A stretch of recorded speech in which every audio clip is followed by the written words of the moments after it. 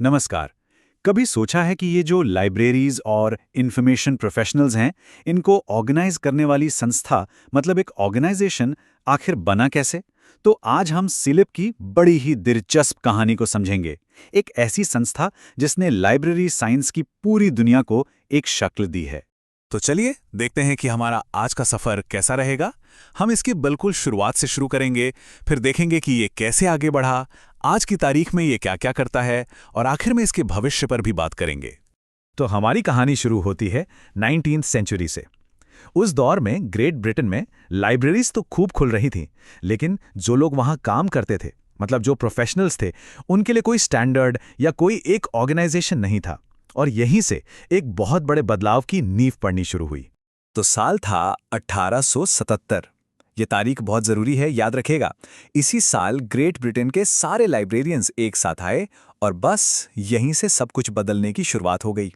और इस ऐतिहासिक कॉन्फ्रेंस का सीधा नतीजा ये निकला कि लाइब्रेरी एसोसिएशन यानी एलए की स्थापना हुई। इसका हेडक्वार्टर लंदन में था।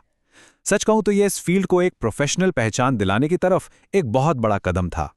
चलिए अब जरा टाइम में एक सदी से भी ज्यादा आगे चलते हैं, क्योंकि एक और बड़ा मोड़ आने वाला था जो इस ऑर्गेनाइजेशन को हमेशा के लिए बदलने वाला था। साल 2002 ये एक और बहुत ही इंपॉर्टेंट साल है। इसी साल लाइब्रेरी और इंफॉर्मेशन साइंस की दुनिया में एक बहुत बड़ा मर्जर हुआ जिसने इस फील्ड की दिशा ही बदल कर रख दी। तो हुआ ये कि लाइब्रेरी एसोसिएशन यानी एलए और इंस्टीट्यूट ऑफ इंफॉर्मेशन साइंटिस्ट्स यानी आईआईएस, ये दोनों मिल गए और इन दोनों के मिलने से बना एक बिल्कुल नया यूनिफाइड ऑर्गेनाइजेशन। देखिए, ये मर्जर जरूरी भी था क्योंकि अब वक्त बदल रहा था और इंफॉर्मेशन साइंस की अहमियत लगातार बढ़ रही थी। और इसी मर्जर से जन्म हुआ सीएलआईपी का, जिसका पूरा नाम है chartered institute of library and information professionals. आज की तारीख में ये इस फील्ड को रिप्रेजेंट करने वाली एक बहुत बड़ी संस्था है जो प्रोफेशनल्स के लिए ऊंचे से ऊंचे स्टैंडर्ड्स तय करती है। तो सवाल ये है कि सीआईएलआईपी आज करता क्या है? आइए अब जरा इसके कुछ सबसे जरूरी पब्लिकेशंस और सर्विसेज पर नजर डालते हैं जो दुनिया भर के प्रोफेशनल्स के काम आते हैं। अच्छा, तो सीएलआईपी बहुत सारी जरूरी प्रोडक्ट्स और सर्विसेज देता है, जिसमें एमरल्ड जर्नल से लेकर लिसा और फैसेट पब्लिशिंग जैसी चीजें शामिल हैं। ये सारे ही रिसोर्सेज इस फील्ड में नॉलेज और रिसर्च को आगे बढ़ाने में बहुत मदद करते हैं। इनमें से फैसेट पब्लिशिंग का जिक्र करना तो बनता है। ये सीआईएलआईपी की ऑफिशियल पब्लिशिंग ब्रांच है जो दुनिया भर में लाइब्रेरी और इंफॉर्मेशन प्रोफेशनल्स के लिए बेहतरीन किताबें और रिसोर्सेज पब्लिश करती है। अब सीआईएलआईपी के सबसे फेमस प्रोडक्ट्स में से एक लिसा की कहानी पर थोड़ा और गौर करते हैं। इसका अपना एक बड़ा ही मजेदार इतिहास है जो इस ऑर्गेनाइजेशन के डेवलपमेंट को भी दिखाता है। तो आखिर ये लीजा है क्या?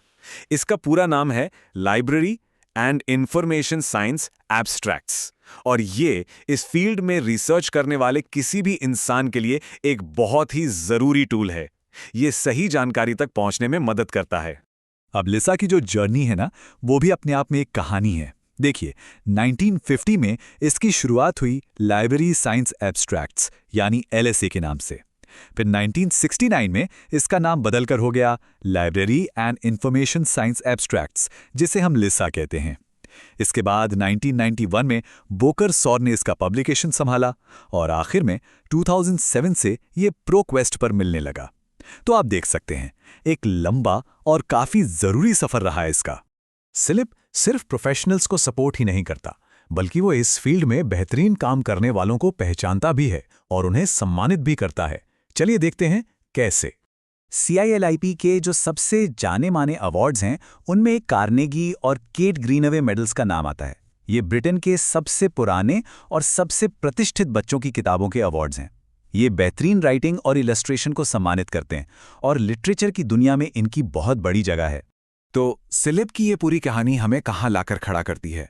सोचिए, आज का जो डिजिटल जमाना है, जहां कोई भी जानकारी बस एक क्लिक पर मिल जाती है, ऐसे में सिलिप जैसी प्रोफेशनल बॉडीज का फ्यूचर क्या है?